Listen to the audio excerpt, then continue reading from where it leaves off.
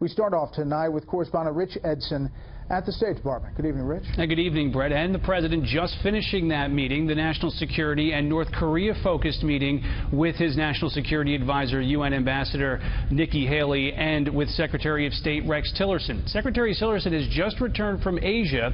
On that diplomatic trip, he focused on North Korea, while the president was conducting his own diplomacy from home. If he does anything with respect to Guam or any place else that's an American territory or an American ally, he will truly regret it, and he will regret it fast. President Trump today warning North Korea's leader following news the Korean People's Army is preparing a missile attack plan against Guam. Early this morning, the president told the world via Twitter the United States is ready to act. Quote, military solutions are now fully in place, locked and loaded should North Korea act unwisely. Hopefully Kim Jong-un will find another path. The furious language over the past few days is unique for an American president and in line with ordinary and predictable North Korean rhetoric. The latest from the Central Committee of the Workers' Party of Korea, according to regional reports, quote, it is tragedy that the reckless and hysteric behaviors may reduce the U.S. mainland to ashes any moment. The U.S. and its vassal forces will dearly pay for the harshest sanctions and pressure and reckless military provocations against the DPRK.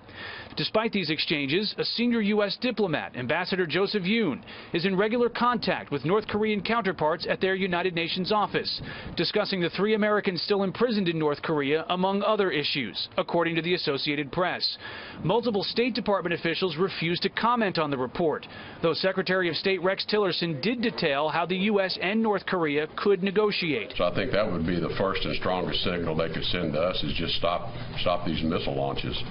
Obviously, we have other means of communication open to them to certainly hear from them if they have a desire to want to talk. Earlier this year, Ambassador Yoon used a similar channel when he brokered the release of Otto Warmbier, the college student from Ohio who returned in June from North Korea with severe brain injuries and died days later.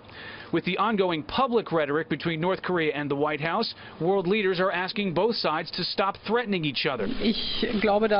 I am firmly convinced that an escalation of the rhetoric will not contribute to a solution of the conflict. When it comes almost to a fight, then the first one who has to make a step backwards from the dangerous line is the stronger and the smarter one.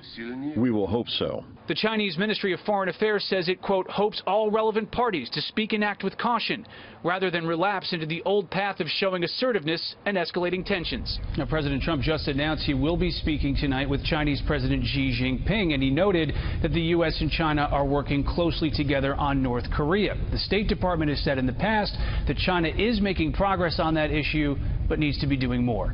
Brett? Rich Edson live at the State Department. Rich, thank you.